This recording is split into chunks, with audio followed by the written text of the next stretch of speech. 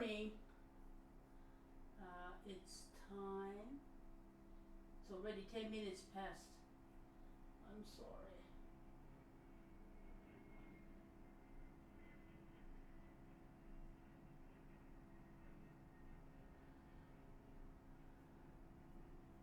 Yes.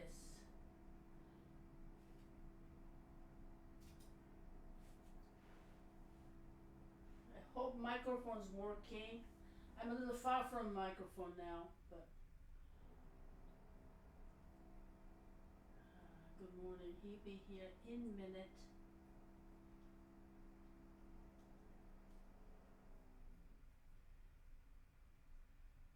Thank you, Marcos. Yeah. Okay, you can hear it. I'm happy. Nice. Thank you. Thank you. Diego, good morning. Nice to you hear me.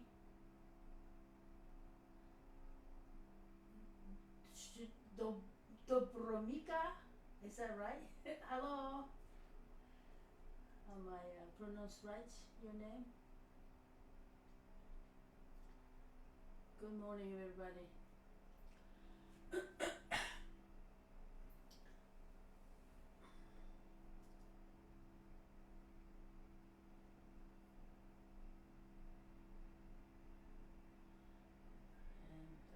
Every Friday we hear the drilling in some apartment, so I'm sorry if you hear that. Good morning, everybody. Andre, hello. I hope it is working. Yeah.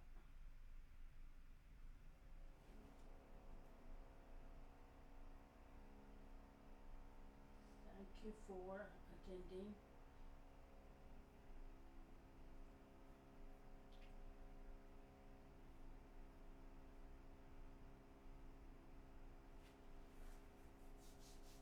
New York is a little hot today.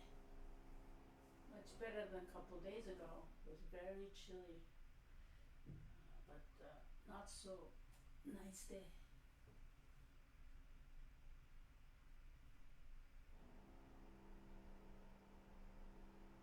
Anju, good morning. Albert, good morning. Thank you for coming.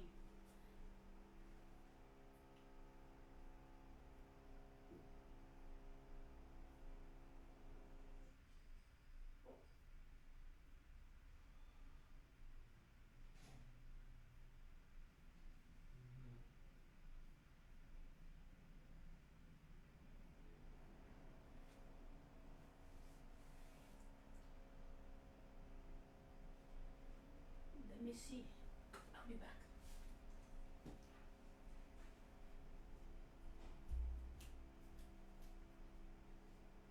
Want me to make it?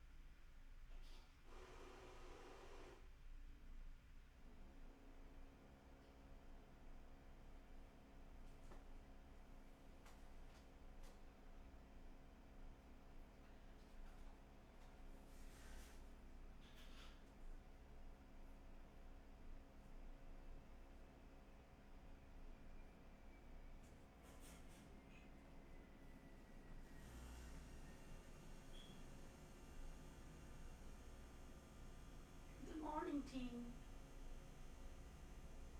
Good morning. You can tell this video is working because of the out of the window, the George Washington Bridge's car is moving. That's the only thing that's moving in this room.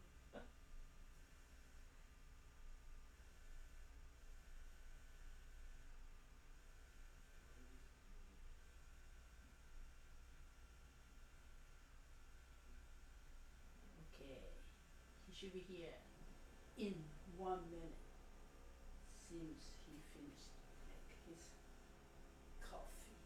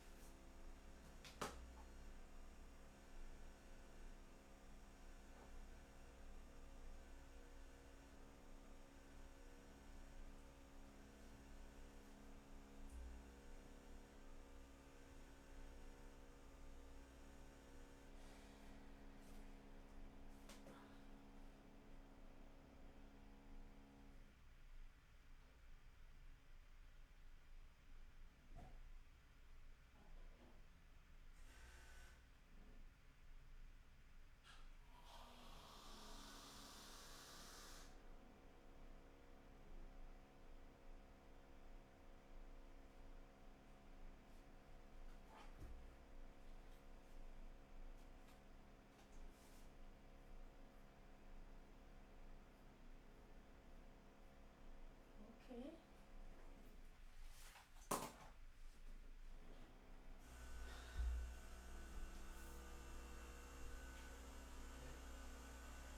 All right? Yeah. Okay, I just need. Can you put this here for Yeah. a moment? I have to simply get this to be prepared.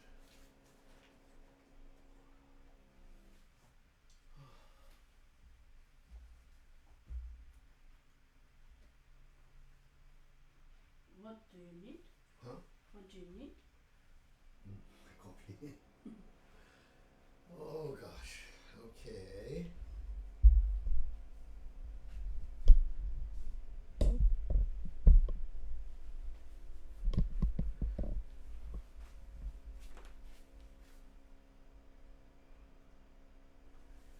There's that. I get a little more.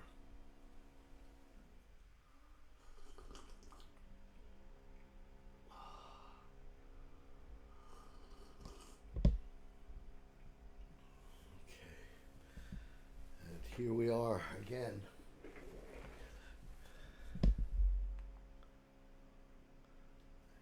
My crazy number of notes. So, hopefully not everyone has decided that they've had enough waiting for me and thought it better to go do something else more productive than simply just sit around. Excuse me. Well, welcome everyone once again. This is, I guess, 2 weeks since I'm back, and I must say I am feeling this late pandemic, what do you say, tiredness. That's even though things are opening up in New York in a very positive way, I would say, and I hope it stays that way. Everything is a little bit scary. Ayachan, can I ask you, is it the microphone working okay? Because it's not completely plugged in. Working, but Yeah? put that plugged in. Yeah, let me do that. There. That's better. Probably doesn't make a difference, but I just thought we should do that. Okay. What's so funny? Sean said, wow, nice haircut. Oh, gosh. I think that's one. Thank you very much. I'm not sure the haircut is nice, but the way Ayako fixed my hair is actually quite nice. But I did get a haircut, I confess. And maybe that's the whole reason that I feel a little bit down. Perhaps sort of like Samson, if I lost my hair and lost my strength. So I'm waiting for it to grow back, perhaps. But thank you. Anyway, I've been told I should never apologize on this, but once again I have to apologize because I'm woefully somehow unprepared for today. Although I have so much too much in terms of notes of possibilities to talk about. Okay, but so I will start, and hopefully I will actually get to some music, although I have no idea about that also. So, what I really want to talk about is, first of all, that's what I call the horribly pernicious influence of this principle, I should say, of the limited good.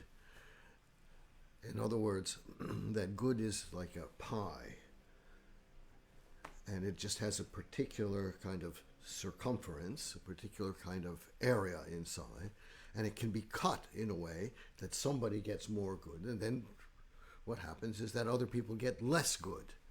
And I've talked about this in the past, but we see this so clearly in so much of what is happening today in this week. And I would say that because the image is so simple, that the idea of the pie or the cake or whatever it is, that is the box, which has stuff in it, and if you get more stuff out of the box, someone else has less stuff. That it's always throughout history I've seen it as a kind of primary means by which autocrats, dictators, demagogues have controlled populations, have controlled people, and have convinced populations and that it is in their interest, actually, to create war and destruction. Okay, this is my prelude. This week, in a certain sense, is a kind of week in infamy. Of course, June 1st is the 100th anniversary, we should say, of the Tulsa Race Massacre. And also today, 1989, it marks an anniversary of Tiananmen Square.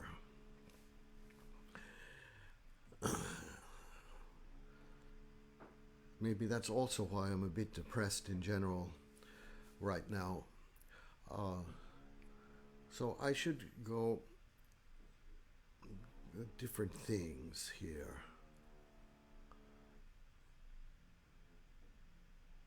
Okay. First, I will talk about just a little this horrendous happening in Belarus, where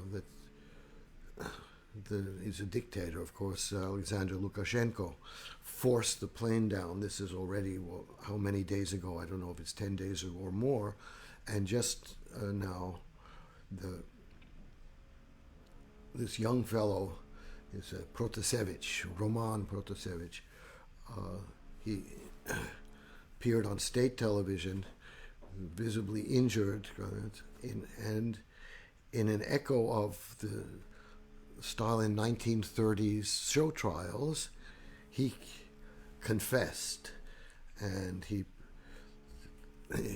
parroted the government's story that these protests are actually instigated by the West. They have nothing to do with Belarus itself, and he disavowed his past opposition, confessed to organizing mass unrest, etc. He was crying at the end, and he mentioned, "I never want to get into politics again. I hope I can correct myself."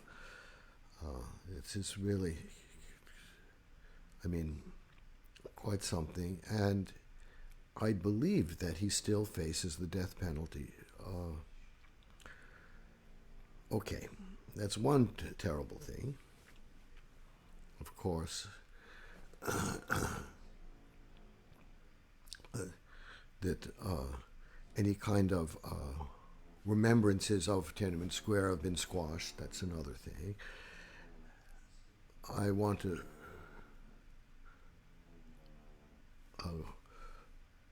go on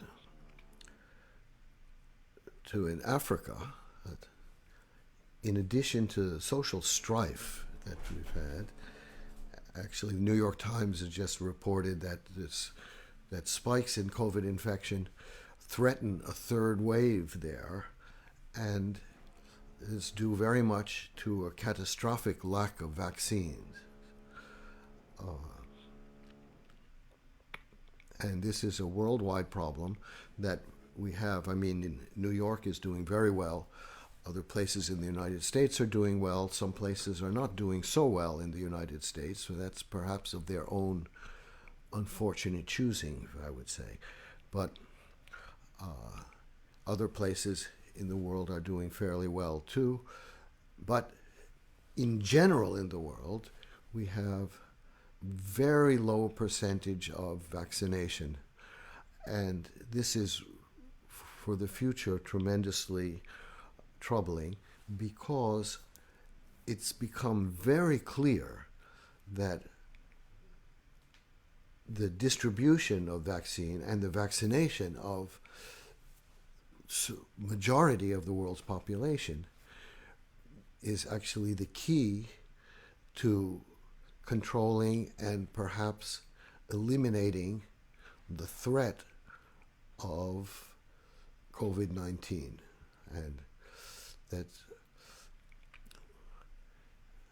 And without this, I think there will be continual spikes of infection, and we will see that the vaccines become less effective because there are more variants, which are mutations of the vaccine, are possible in an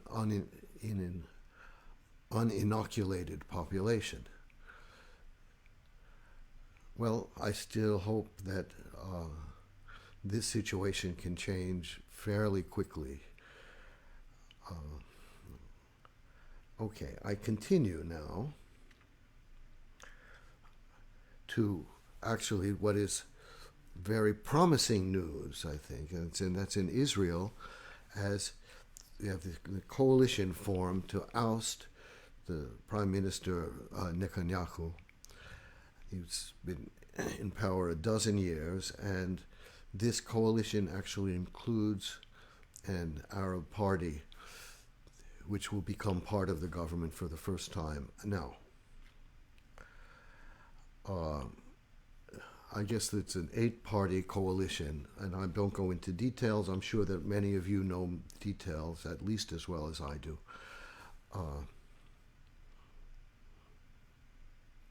But Netanyahu is trying to stay in power, and again, this is a site called Talking Points memo. This fellow Josh Marshall writes that his supporters are threatening the incoming Prime Minister, Naftali Bennett, who is also a hardliner, and his supporters. He's trying to get Bennett and his part of the coalition to actually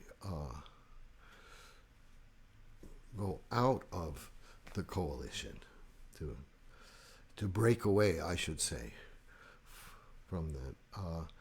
And that perhaps would keep Netanyahu in power. I hope that that doesn't happen, because this could be the beginning of a great change. And we've had this possibility a few times in history, and let's hope that this time it is really something which will stay, develop, and be significant.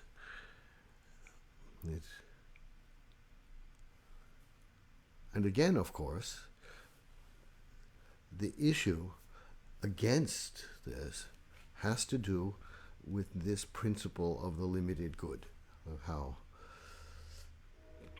you're going to take good away from me, and then I'm going to have less good. And then this is a terrible kind of, I would say, even societal cancer that is constantly going around the world. It has for eons. Okay, that said, I go back to very troubling news, and that's in Myanmar, which is disintegrating into civil war.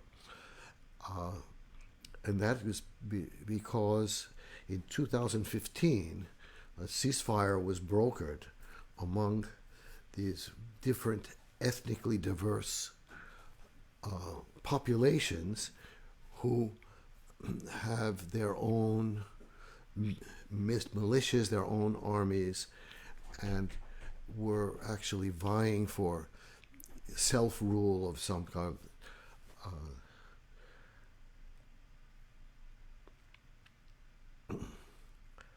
And this is a op-ed in the New York Times today, which actually pointed this out very clearly. And they write that that Myanmar, one of the most ethnically diverse states in the world, is still woefully incomplete more than 7 decades after the country's independence from Britain.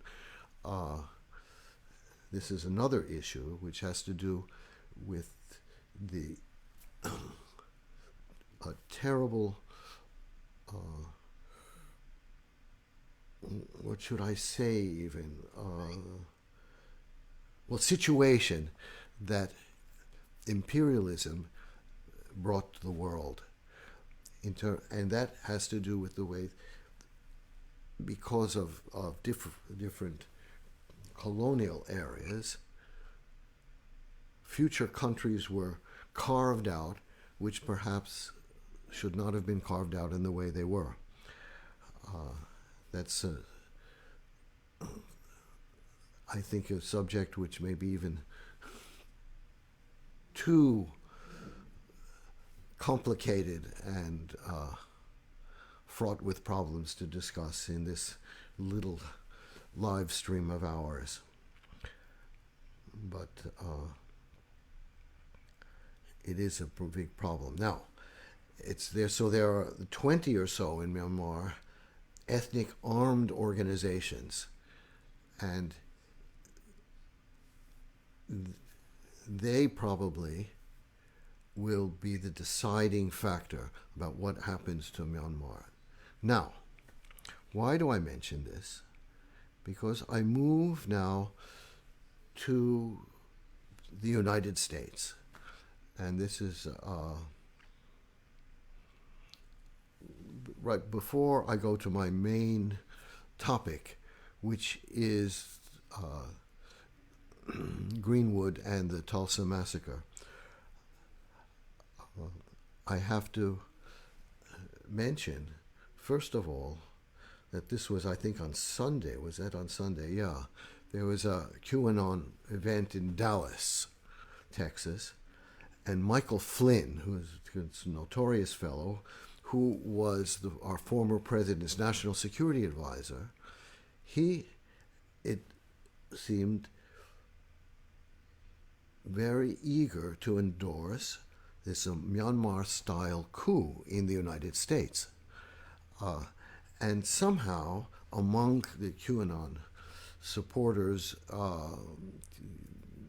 QAnon members, I should say, this coup in Myanmar has taken on some kind of special significance, positive significance.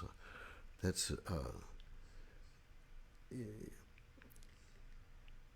either that's born of tremendous ignorance, or it is more dangerously born of complete lack of compassion, perhaps. In any case, he was asked if what happened in Myanmar can happen in the United States, and Flynn answered, "I want to know why." Oh, he said, "I want to know what happened in Myanmar. Can it happen here?" That was a member of the audience. I'm reading this, which was from the New York Times. And Flynn responded, "No reason. I mean, it should happen here. That's right," he said. Now, also, Sidney Powell, who was a lawyer representing Flynn and represented Trump, and she mentioned that she said it is clear that Trump will be reinstated in August. And we find that Trump himself is actually restating that, and we find in the National Review that's was confirmed, which confirmed the scoop from the New York Times on Tuesday that Trump actually believes that he will be reinstated in August. He believes that the so-called audits, this incredible circus, I should say, of misinformation that's going around. These audits of the 2020 election results from Arizona, Georgia, and other states, they said, will put him, plus the two former senators from Georgia, Perdue and also one Perdue from Georgia, I'm sorry, and Martha McSally of Arizona will put them back into office. This is really nuts. And together with this, fake news is sort of exploding. And recently, there was the claim that Chief Justice, the newest one, Amy Coney Barrett, is under house arrest, that the Army put her under house arrest. Unbelievable.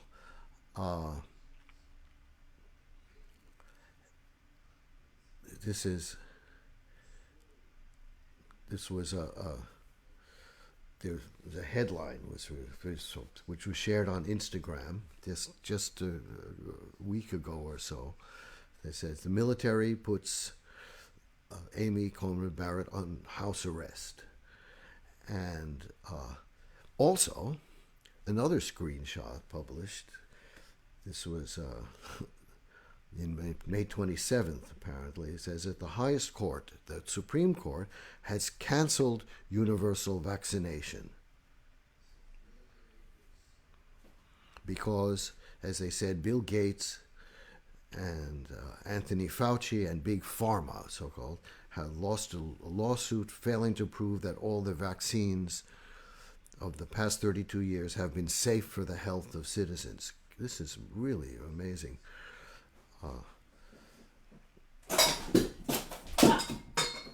Uh-oh.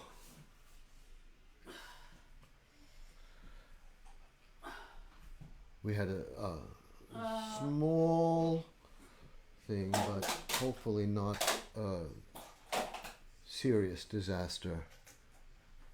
Can you talk? Yeah. Can people still hear me? Yeah? Yeah, here. 1 second. Here.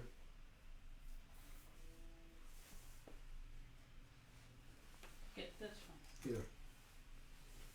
Also. It's fine. Thank you. Okay.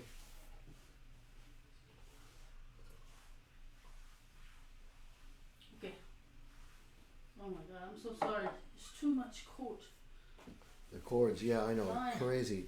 We have to have a better, Sorry. more organized system of these chords, but there are too many now Sorry. with our new system. But you can hear. And you can see. Yeah. Yeah, okay. It's still okay though. Okay. Now we go.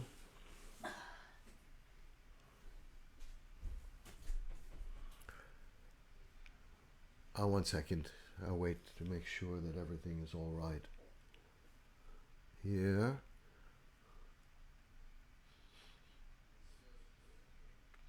I'm glad you can't see what actually happened. It's sort of everything just fell down. Of course, compared to much that's happening in the world, this is nothing. Less than nothing. Okay. So,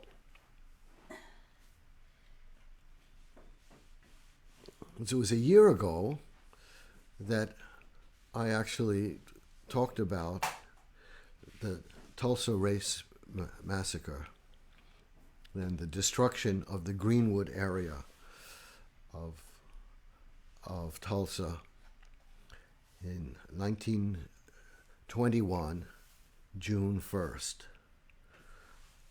where about 300 people were killed. These are black residents of Greenwood. The district was very much leveled. And that massacre had been very much erased from history books in the United States. Now it's come back, and it makes perfect sense and is very important that we, the United States as a nation, and individuals, that people understand this. Okay, but there's been a lot about the massacre itself, so I'm not going to talk about that. Okay, but I'm going to talk about what I learned recently, and now it's in the Smithsonian. There's very interesting articles, and it has to do with the fact that despite the massacre and the tremendous destruction of that area, that district, I should say, right after it, the residents went about reconstructing, rebuilding their neighborhood. And the district of Greenwood very quickly came back. And in fact, the moniker that of it being the Black Wall Street, which I thought was something that was appended to the Greenwood district before the 1921 massacre, actually came about after. I'd say that. Very, very interesting.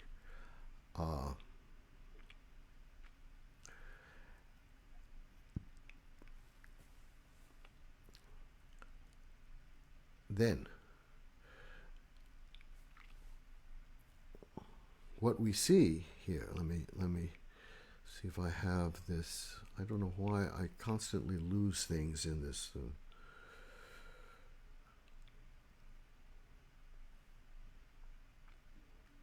Thing here. Yeah, no, this is now that.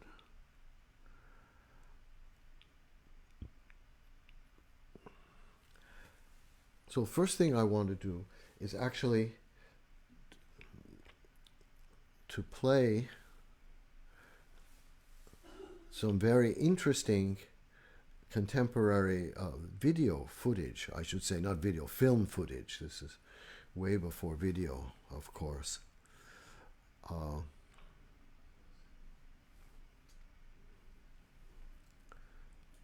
So one thing, sorry, let me go back to here. Yeah.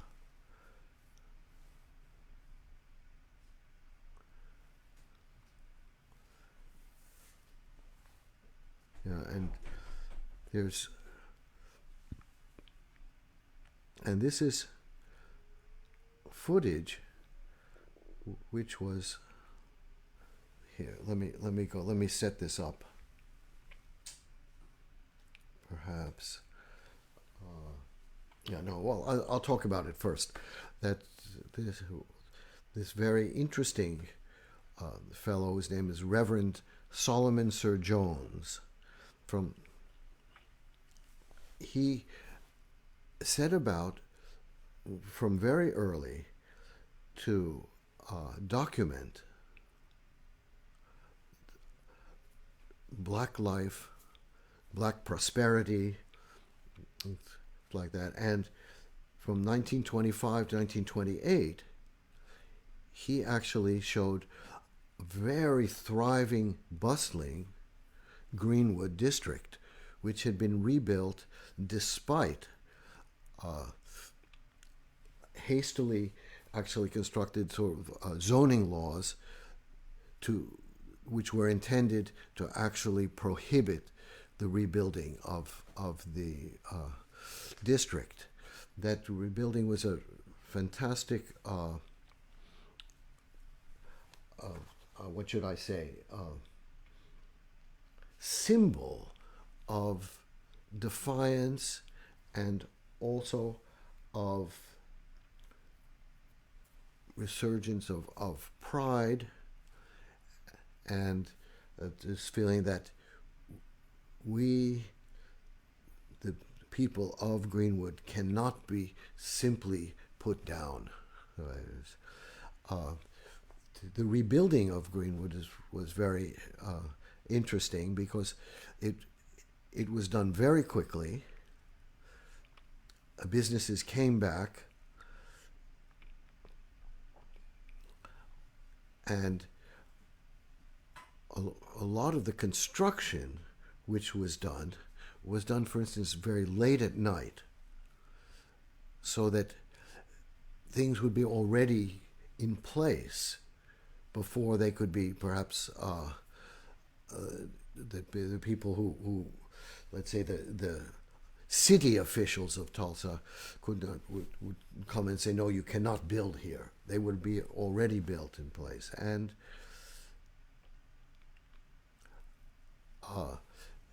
that's when Greenwood became known as the Black Wall Street of America. This is a survivor of the massacre. Her name is Juanita Alexander Lewis Hopkins. Mentioned that the North Tulsa after the massacre was even more impressive than before. That's, of course, the Greenwood area. That is when Greenwood became known as the Black Wall Street of America. Now, I want us to show, can we use that here? Just a little bit of the footage. And I think that the Smithsonian has put together that has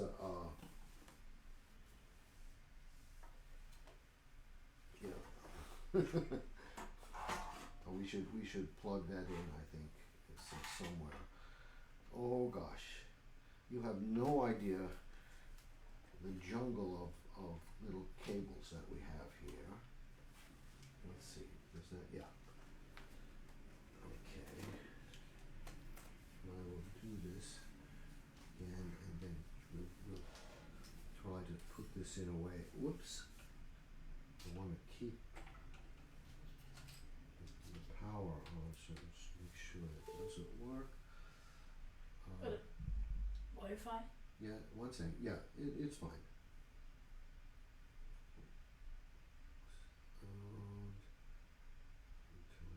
Because no, what I want to do is this. Sorry, let me get rid of this. Oh gosh, I'm very disorganized today. Okay.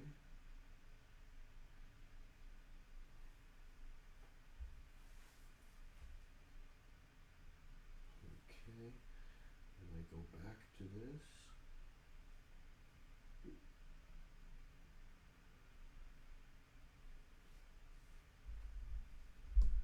Okay, good. So this should work. Okay, then I do this. Yeah. Okay.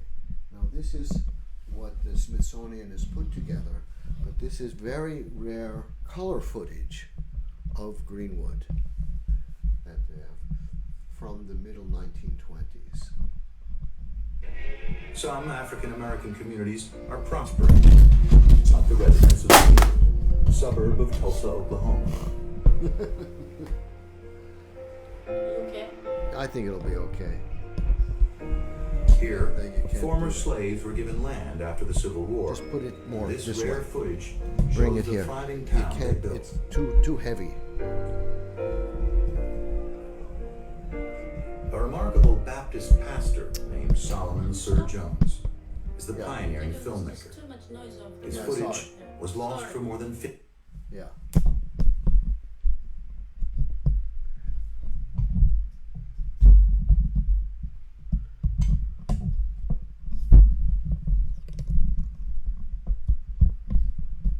Don't touch, please. But it has to be. Can I? It's okay, Can I do it's okay. another way? Sorry, we're No, it's okay. in sort of disaster mode here. Can you? No, Go can I? on. Can I? Can I just do this way? I want to do. You see, so that there's more like here. Okay. Now, can we see this? Yes, I'm showing it. You're showing it. Okay.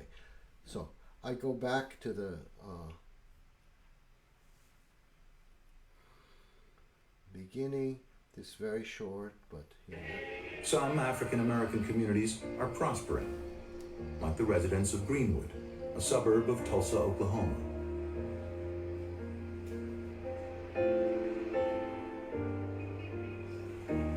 Here, former slaves were given land after the Civil War, and this rare footage shows the thriving town they built.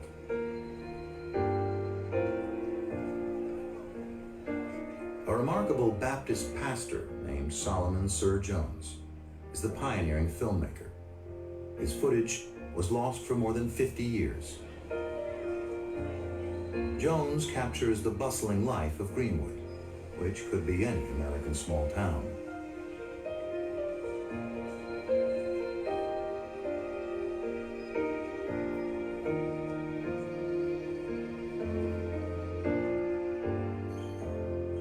But Tulsa's whites don't like what they see. In May 1921, after a black man is accused of assaulting a white woman, a white mob rampages through the city. For a night and a day, they loot and burn Greenwood. A Fox News crew captures the only surviving footage. It is the bloodiest racial massacre in American history, leaving nearly 300 dead.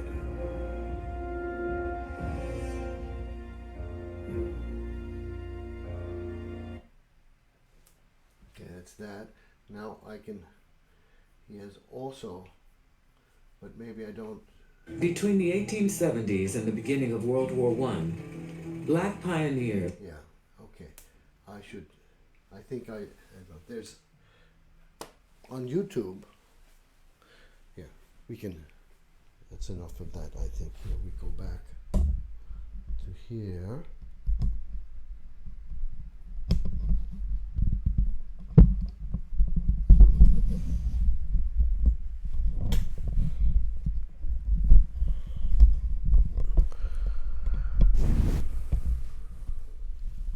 Okay.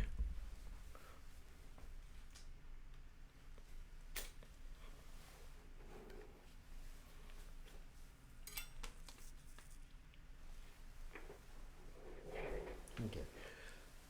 There are several of his films, little footage, and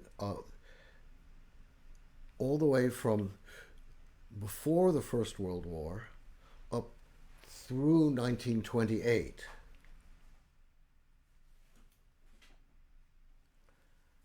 And here, let me go back here. And I don't think that I need to show more of it, but you can actually find it very quickly. Let me write down the name of the person. How do I do? Can I do that? Yeah, and then you can. Later. What's that? Later. What's that? I'm sorry. You can write down. Yeah. Do you have a? We can write down, and then you can post it.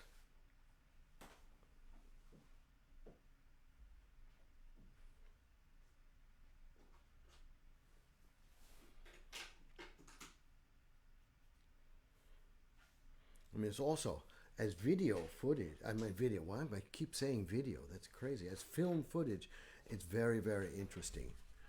Yeah. Okay. We go my. Okay.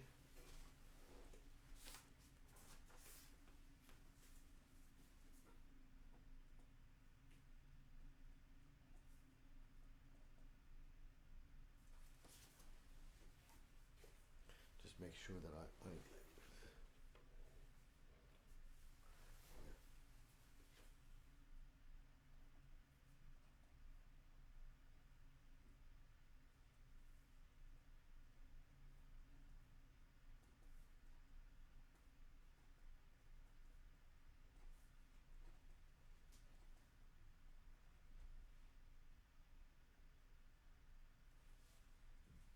Can you see it?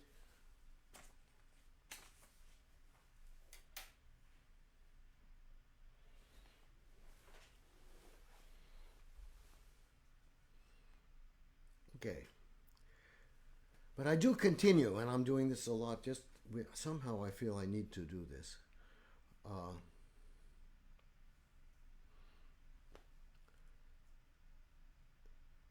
Now, for 45 years after the massacre and the reconstruction of Greenwood, that district prospered tremendously, but it actually suffered a second destruction, and that destruction actually obliterated the area as an important local point of, I should say, small business, black prosperity. And this is something that did not only happen there, but happened in many places in the United States. And here we have the problem, as I say, of what I call the big idea. And what destroyed Greenwood was actually what was called the Federal Aid Highway Acts of 1965 and 1968.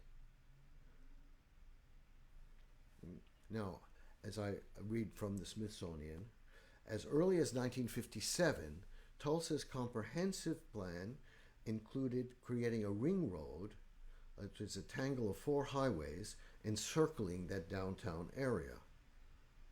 Okay. Then an article that we go down to 67, in the Tulsa Tribune announced the Crosstown Expressway slices across the 100 block of North Greenwood Avenue, across those very buildings that Edwin Lawrence Goodwin Sr. described as once a mecca for the Negro businessman, a showplace.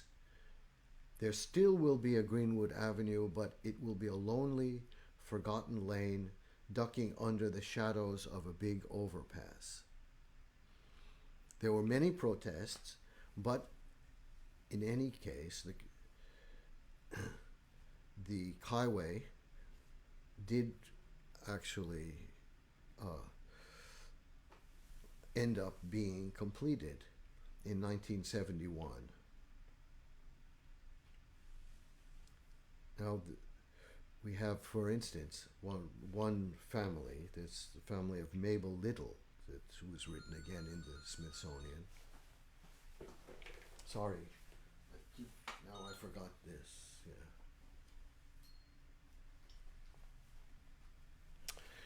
Okay, this is today. Anyway, okay, so it's Little told the Tulsa Tribune in 1970, said, "You destroyed everything we had.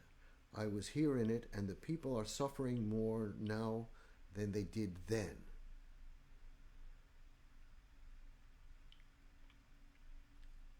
And what we could say is that what the city could not steal in 1921, it systematically paved over and destroyed 50 years later. And this is another person quoted in the Smithsonian. They said, urban renewal not only took away our property, but something else more important, our black unity, our pride, our sense of achievement and history. Our youth missed that, and that is why they are lost today. That is why they are in limbo. Now, this is a very important point, and it's something that happened throughout the United States, and not only in black communities, although the black areas of the United States were often in kind of places where the highway system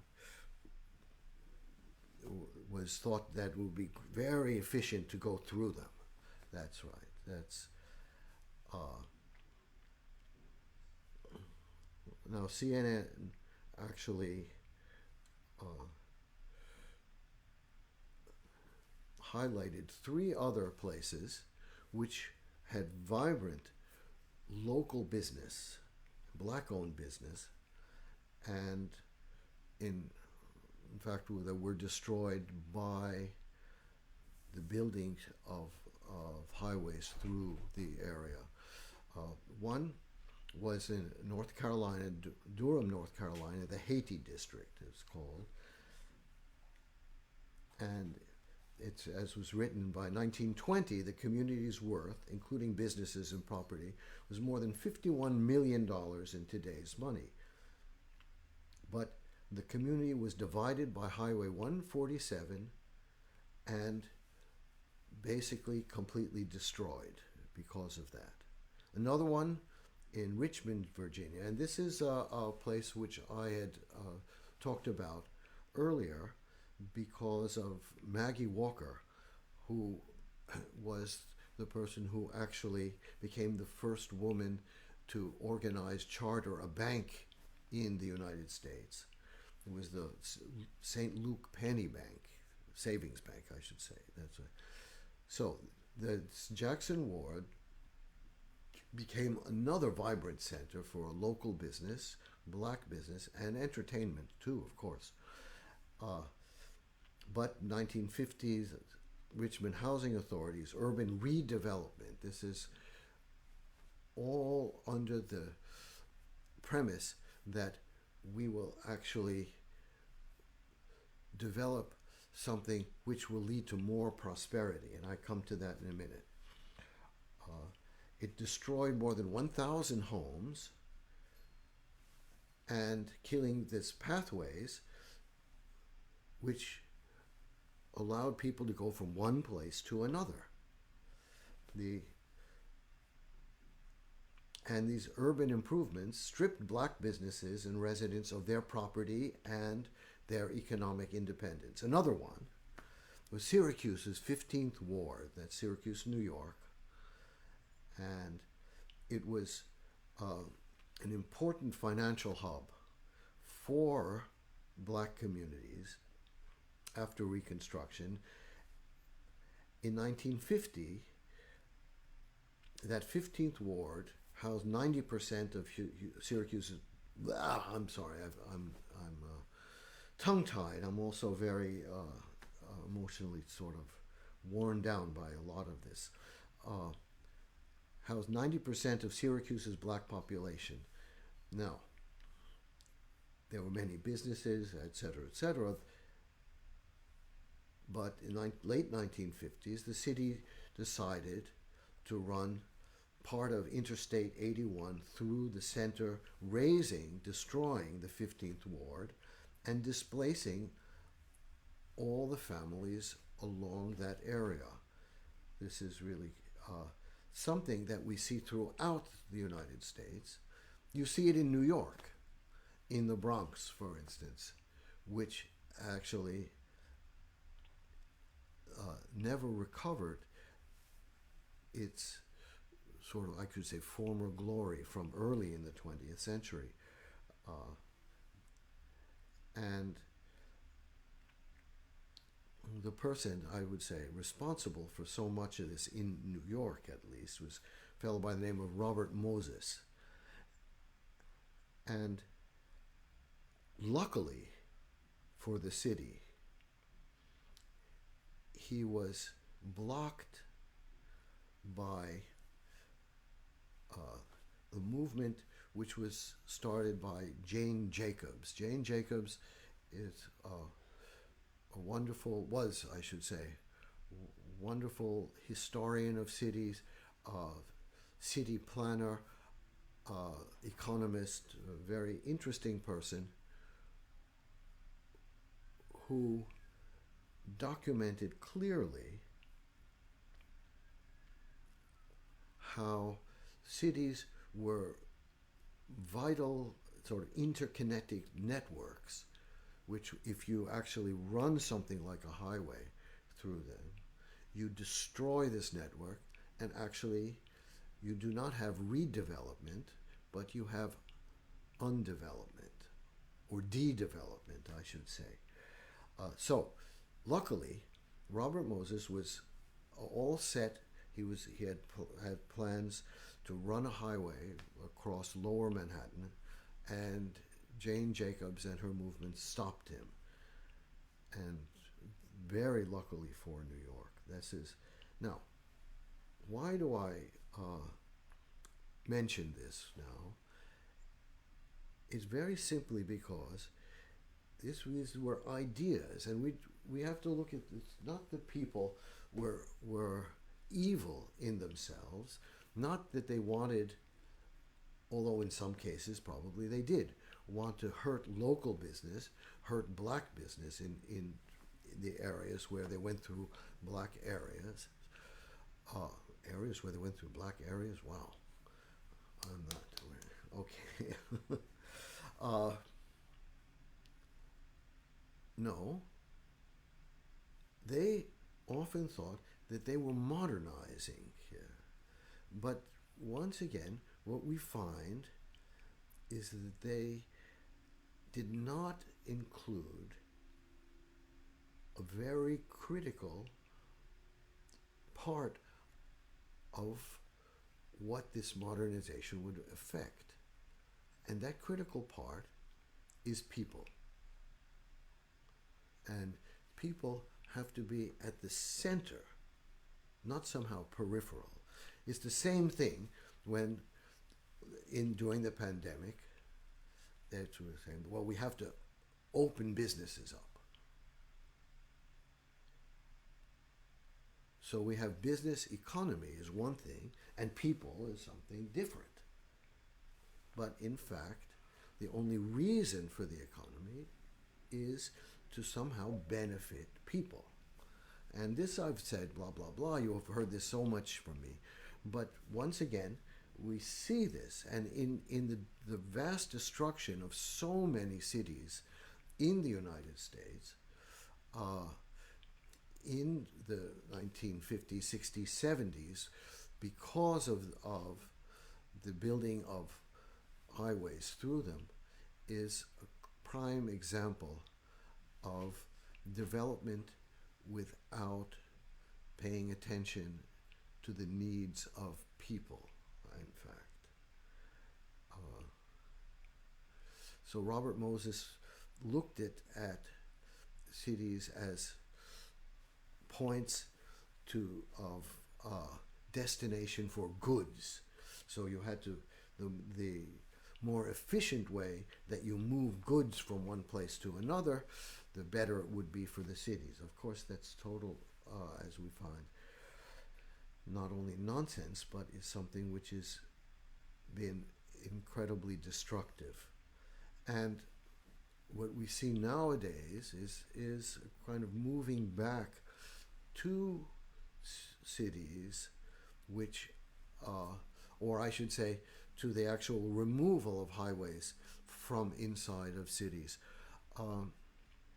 But I have to mention something else now, and this is a development because of the pandemic, which I actually am very concerned about, and it's the moving away of many people from cities. And we find that that basically the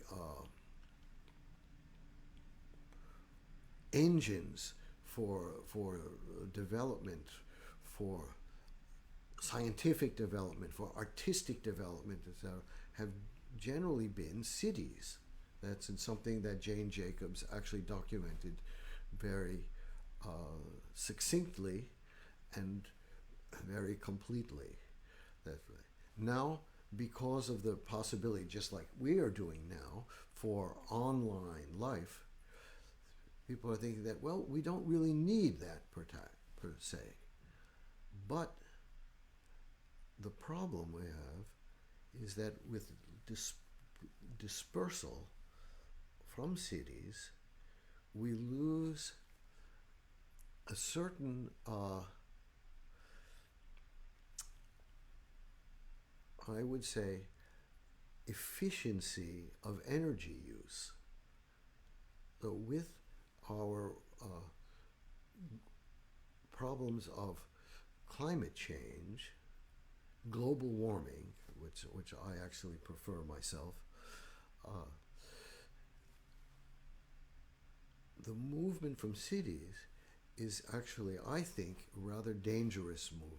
Movement away from cities is rather dangerous because it will end up increasing general use of energy throughout. And even with greater efficiency of electricity, etc., this is something that is not, in my mind, very promising. The fact that in a city you can simply walk down the street to buy whatever you need, that is something which is very efficient and uses very little energy. And that's why basically people have gathered in groups. I keep going on now, and I go on perhaps because I just don't really feel like playing particularly today. I'm sort of not in a musical mood, but I will do something. I have to do, I think, and I promise I will. So I would talk just about a few different things, which now we move on to things which are fascinating and great. This is, first of all, it's a new study in current biology about dogs, about puppies are born already with an inbred ability to communicate with people. I think this is very, very fascinating, how through eons of time, in effect, dogs, when they've been domesticated, have been bred for the ability to communicate with people. And now you find newborn puppies already responding to, let me see, certain kinds of human communication. I'd say this is very interesting. That's even 8-week-old puppies with little exposure to humans can understand pointing and can show sophisticated levels of social cognition. This is very, very interesting, I think. It's interesting on many levels, of course. It's also interesting on how you have species who, well, I wouldn't say make peace, but develop relationships with other species, perhaps species who are more dominant, than they are. And that actually, in a way, ensures their own longevity as a species. Maybe that'd be something for another talk, perhaps. And as I'm boring everybody with this, but I'm just doing this for myself. And please, if you want to, take a nap or do something else, please go ahead. Okay, I go on. Just a few more things. And I mentioned this, and this was a very interesting experiment which was done in the Hebrew University of Jerusalem. And it takes they're microscopic drums which were created that each was as large as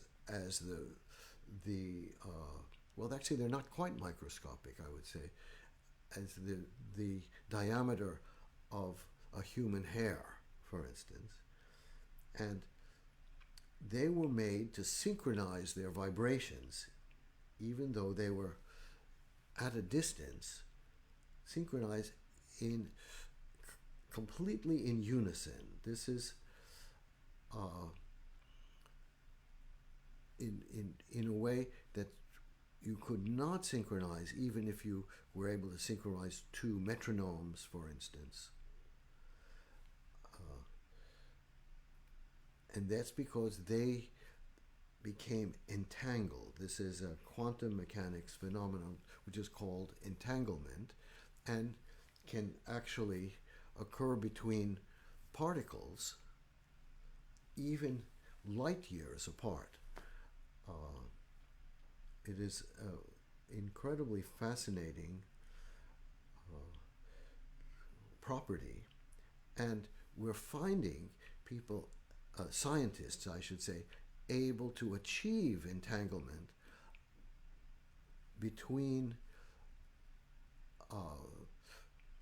not only single atoms or the molecules, but larger entities, including now these two tiny drums, which actually, if they are as large as a hair is wide, they are not microscopic, but we can actually see them. This is quite amazing, I think. So it could be that at some point we can have two people who are entangled, even though they're on opposite ends of the universe. Fascinating. Okay, along with that, we have another very interesting result just recently. An international team of scientists has sequenced and assembled the entire human genome. Up until just now, there were certain parts which were missing from the sequencing. The sequencing attempts at sequencing the genome started a couple decades ago. And there was a kind of 8% of the genome which was not somehow able to be sequenced before, but now it has been. And that is very, very interesting. And I think will do a lot for medical science. Okay. No, one more little thing, which I think was very cute. And I'm sorry about that. And this has to do with whale vomit. The way the whales throw up this way. And it's something that I didn't know about, although I knew about what they vomited, in fact. And that is called ambergris. Ambergris is a very odd substance. It's kind of a waxy substance, but it's produced, actually, which I didn't know, in the intestines of sperm whales. And sometimes you find it floating in oceans, etc. It comes from the fact that the whales eat many crustaceans, which have a lot of calcium, etc., etc. And ambergris has had a long history of being very valued by people. as many things. It's been kind of very early substance used as medicine. It's been used as an aphrodisiac. And what is important is that it's important. I'm always saying this kind of thing. That's maybe because I'm saying that, it means that I want to talk about the Brahms E-flat sonata, where this repetition actually becomes a feature with more and more important, until the end of the piece. Okay. I laugh. Oh, anyway, so Ambergris is an important, once again, critical, I should say, for the people who make perfumers, as a substance which helps the scent last longer. So when you put them on, they don't just disappear after the split second, but they actually last for a while. There's, I would say, synthetic ambergris, but anyway, the actual real natural ambergris is still very prized. And what I read about was 35 fishermen from Yemen. This is, of course, a war-torn country, which is one of the very poorest in the world. They found a carcass of a sperm whale floating in the sea, and it turned out to contain more than $1.5 million worth of ambergris. So here we have these incredibly poor fishermen coming into this wonderful find, and I thought, and they of course decided that they would actually share this among themselves and among their families.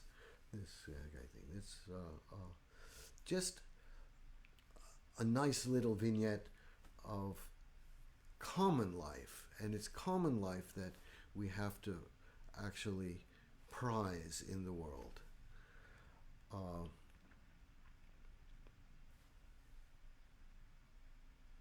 Okay, now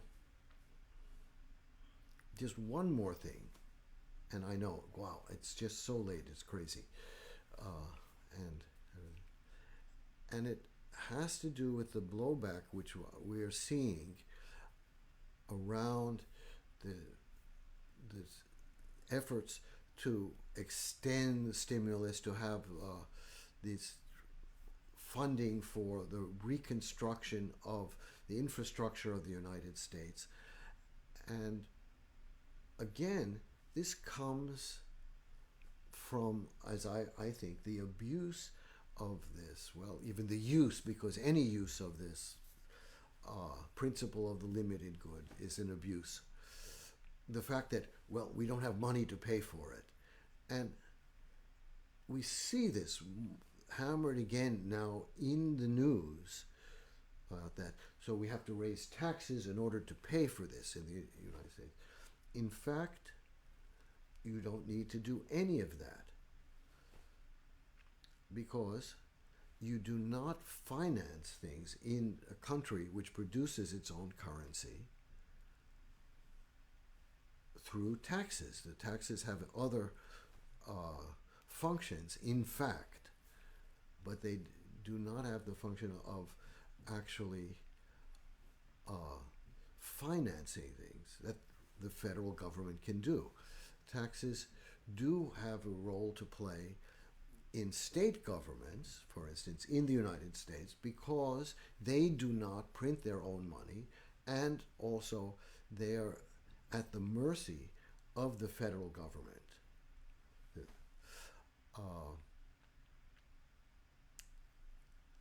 So, why is this happening? And I see it as a kind of nefarious kind of move by certain people who do not want to, in a certain way, I should say, democratize the economy and the control of the economy in this country, but want to keep it and for themselves, let's say. And how do they convince people? By saying, well, we cannot afford. We can't afford, so we keep things as they are. And people believe that. Now, why do people believe that? And now I sort of get, perhaps to a little bit of music, and they believe this because, in a way, I think, a lack of imagination. And how I think imagination is as human beings, as Homo sapiens, our most important and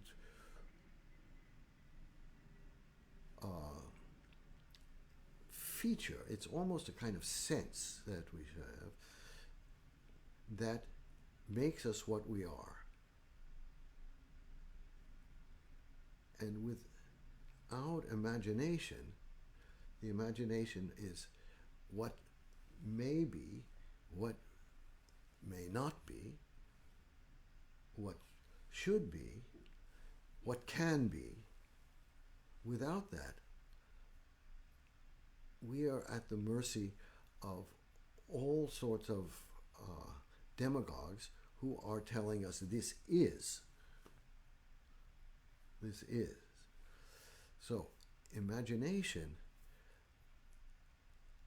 is what we have to cultivate. And the great thing about imagination is you don't have to worry if you're right or wrong. You just have to find that, this may be. And then you think, maybe not. That way. Okay, now what does this have to do with music? And this is something that I have been harping about from the very beginning, that for all aspects of music, we need imagination. Now, of course, a composer needs imagination because the composer actually writes the music and it comes out of somehow nowhere. It can come out of like, for instance, the way Stravinsky or Haydn or many other composers, and including me, we do, is we just sort of improvise and then think, that's interesting. Right. And the imagination comes from thinking that it's not like, this goes against the rule, so I should not do. No, it's like, why not? And then from that, we get a piece of music. Now, performer, we need to have the other side of imagination,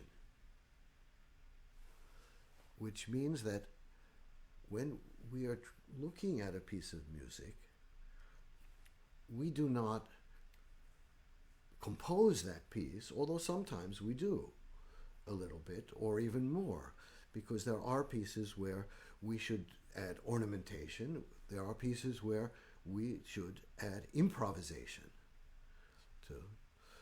And these pieces, in fact, involve a lot of imagination, but even pieces which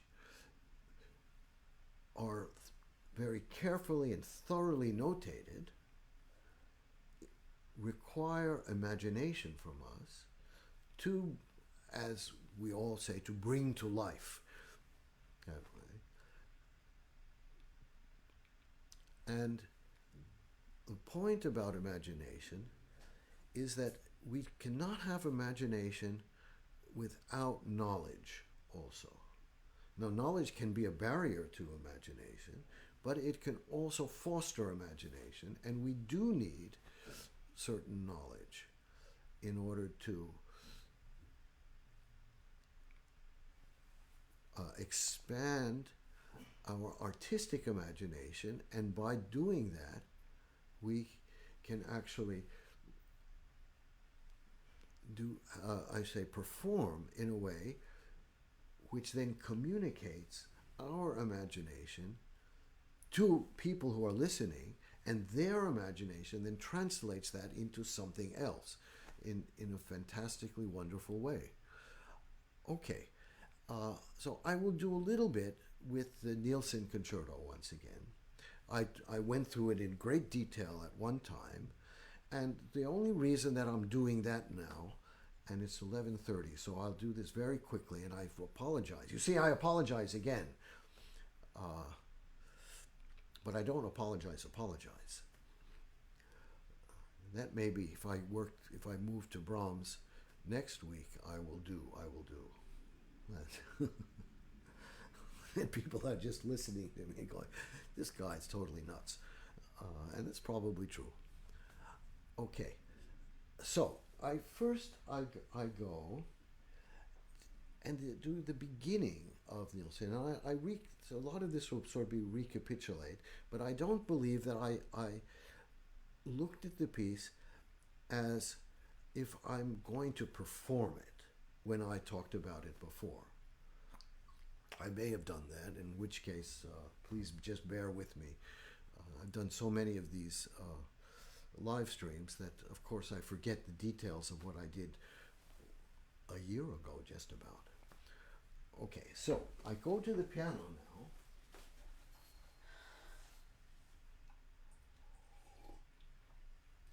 And I take the clarinet also. And the big reason I'm looking at Nielsen, yeah, let me get rid of this. I don't need this anymore.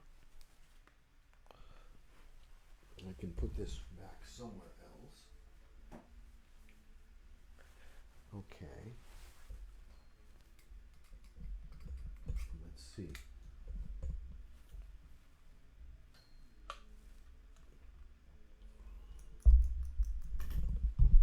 One thing interesting in Taiwan, I have to say, is that the humidity level was quite high, and because of that, every single reed was great. All the clarinets. Then I came back here, and it's like, oh gosh, I actually have to worry about reeds. This sort of works. Okay. So, actually, I go here first, and I want to get rid of this chair, I think. Although I'll bring it back. So people play,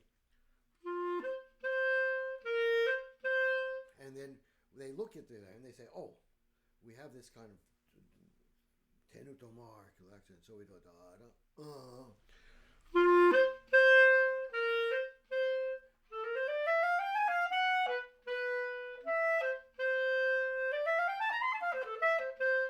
etc., blah, blah, blah.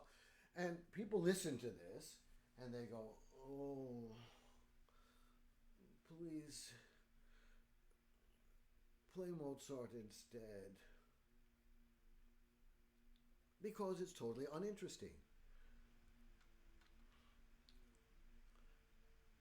And, you know, this is the time, the end of the school year, which, among other things, you have to listen to juries, you have to, before that, to auditions, and I have to listen to so many Nielsen concertos, because this is always something that's a kind of a mark in the clarinet at a certain stage.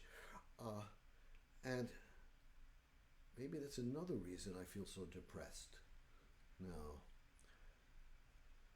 Anyway, I go now to what is actually happening in this part.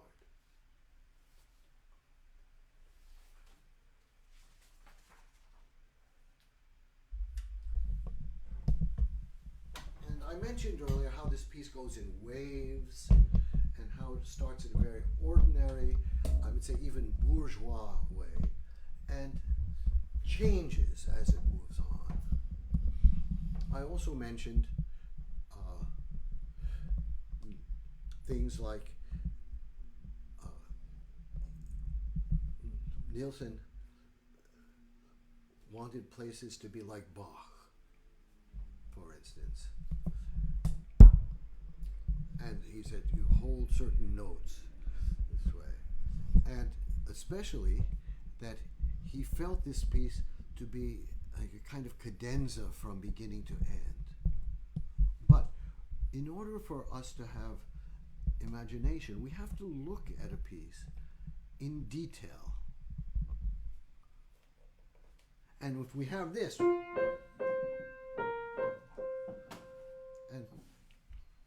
the first thing we should have to know is, well, what did he mean by that tenuto that's there?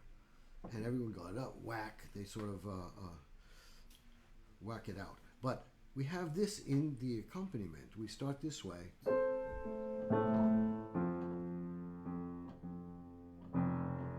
In F major.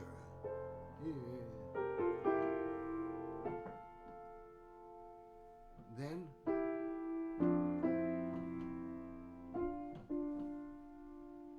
and then we have this ooh.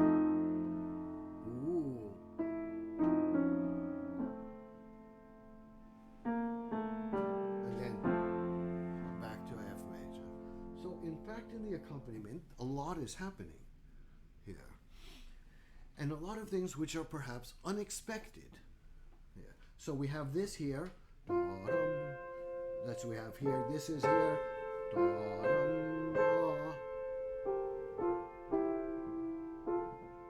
So we have the you see, and you think, oh, that's what this tenuto means. It's a ya. That C, concert C,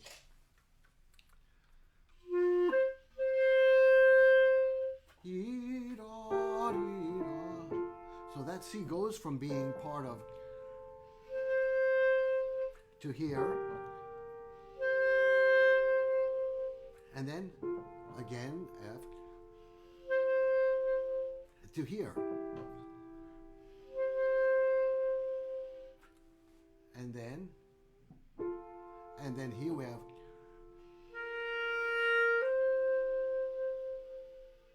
there. You see. So even that opening, now we have, because we see things here, we now can have imagination about this first measure. Then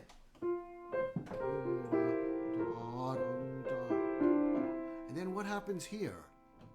Oh no, we're in D minor.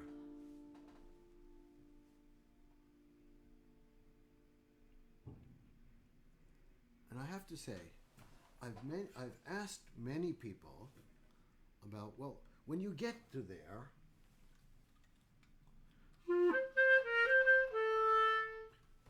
I said, well, what key are you in at that very moment?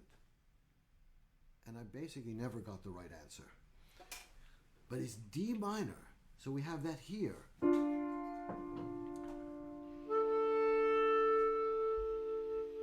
Oh, so it's kind of,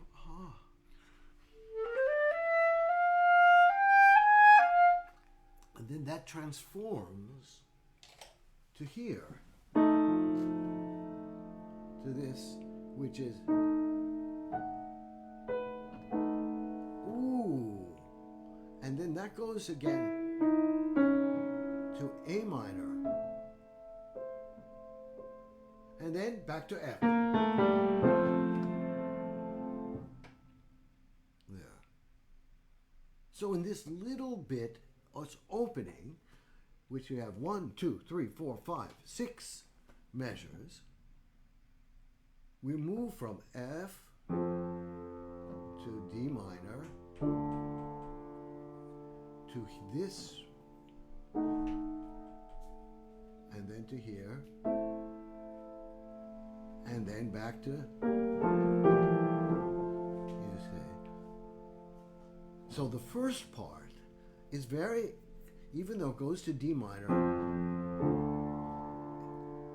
it's rather traditional, but then all of a sudden this is a surprise.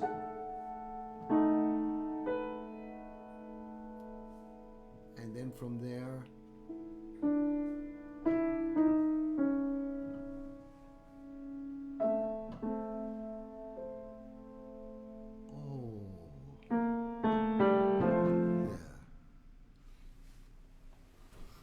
So, the opening,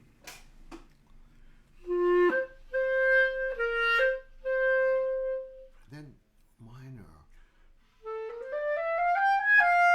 and then surprise, and then again minor.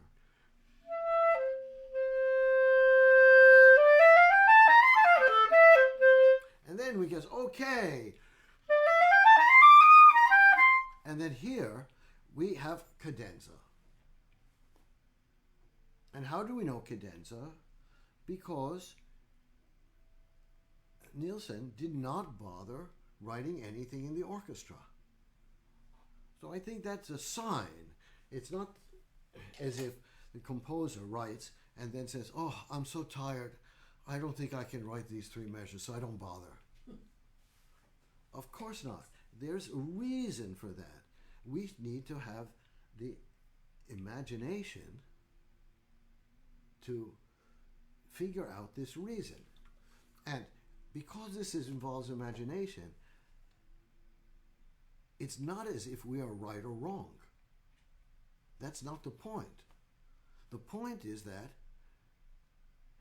we have a view of what it is. And that view can actually accommodate certain things which comes from knowledge.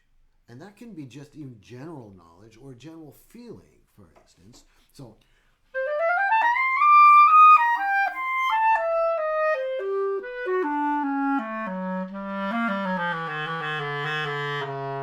many things are happening in this little part. It's not as if it's just going something like this. And then we go, it's like, okay.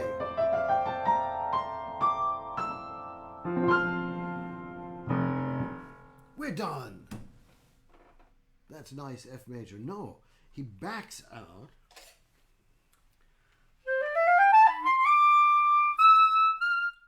No. Ooh. And then.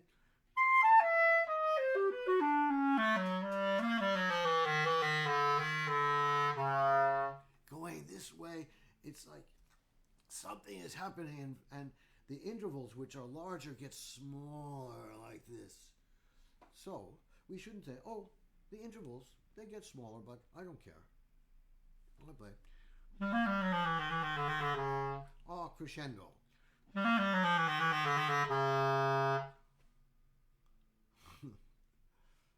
And there we have the typical clarinet boat.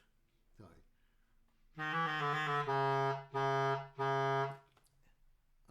I'm being bad. But this here, we should feel something is very important in the fact that these intervals change. Now, we do not have to know to have a seance and ask Nielsen. Please, Nielsen, tell us, why did you change these intervals? Of course not. We simply need imagination. And it can be done in different ways, of course, as long as there is this sense that something important is happening here.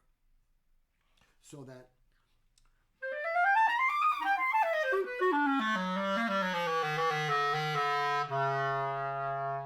and then that, of course, was going to the lowest note of the clarinet, and then we have, and then that gives you this chord here. And it's important to know that there are primary chords in this piece. There are two ones, and as I mentioned, we have that, and they come out of the themes. And then we have this. And we have their inversions. And we see them in all kind of critical points. And we see that here, as we have this here. We have that going on. Now, I'm not going to go on to the rest of this part here.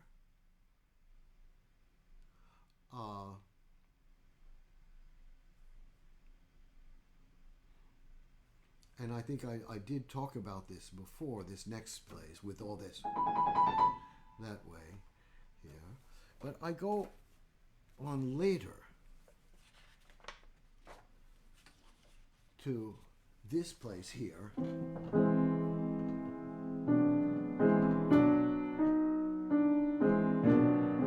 And then the clarinet part itself, which starts here.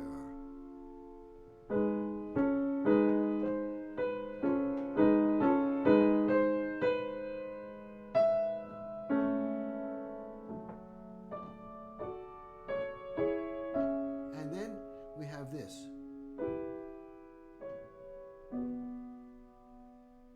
Oh. So a certain knowledge or feeling of harmonic implication, I would say, is anyway important. And as musicians, we should have that here. So we're... That does not make sense. So you... And then he moves on. Sorry.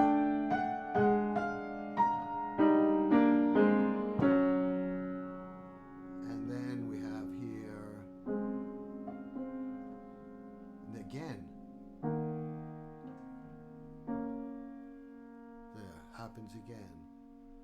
See, Nielsen was a good composer. And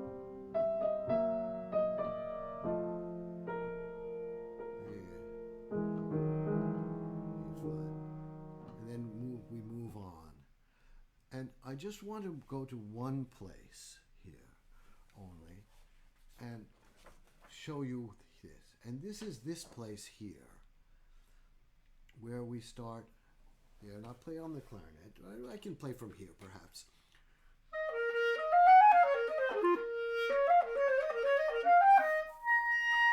And then going from there,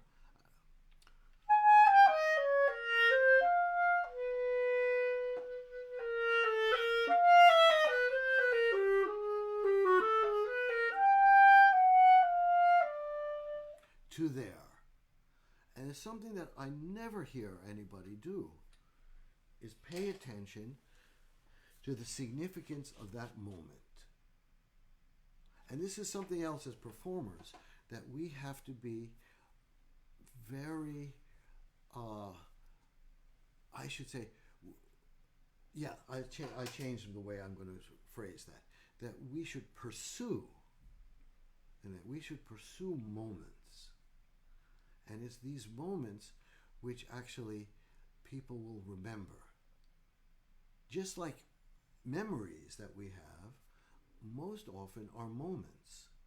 They can be snapshots of things.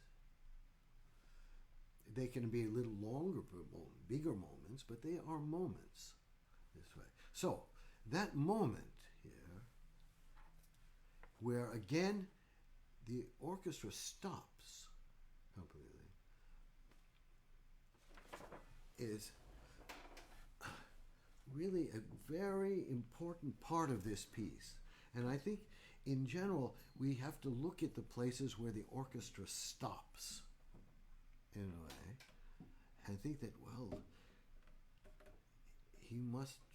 Nielsen must really think that this is an important place for the piece, because business is not sort of going along as usual, like I say. So here, so we have, first we go from this place.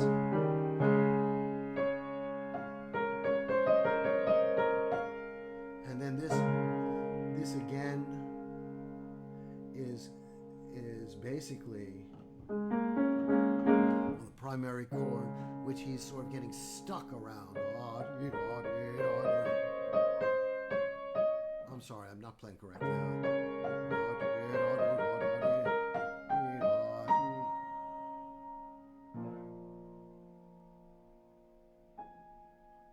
And from there, he goes into his primary chord.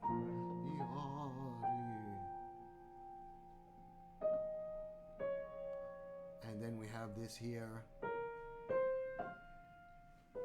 Ooh.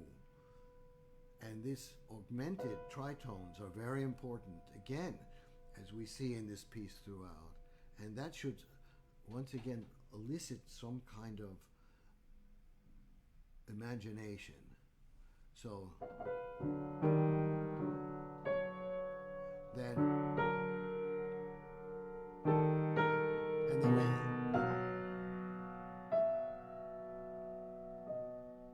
going to B major, yeah, and that's like, oh, but no, C major. And again, knowledge will help us a little bit because we have two major key centers, we should say, in this piece, which is in the F and E, and then their dominants are what? G and B. So here we have that again. And if we think that they have some kind of relationship, that it's sort of different sides of a coin, we can feel an imagination of how to play. So we have this.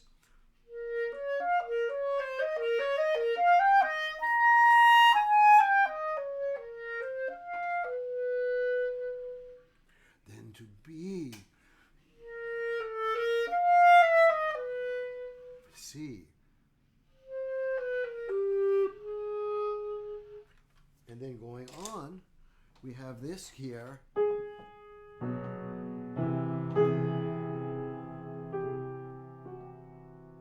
So this,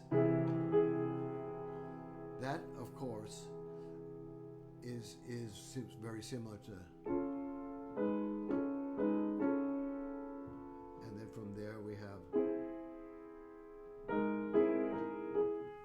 that going there, that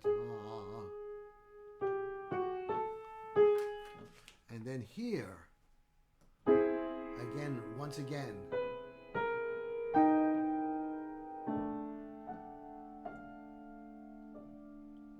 and then this, and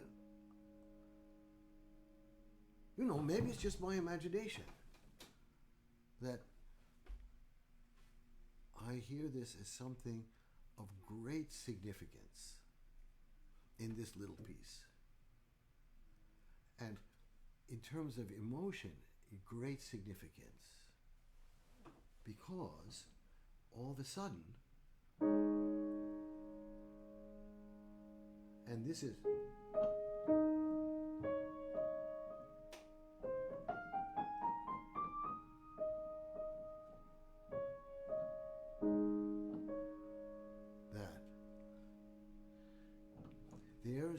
he's isolating one of the primary chords there. Ah. And then this goes.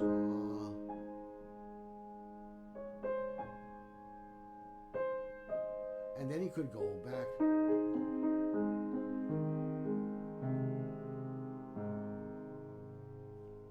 This way. And what he does, though, is from that here, so that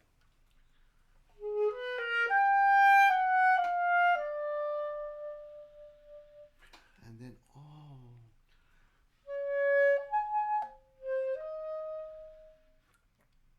and then he starts to move on from that.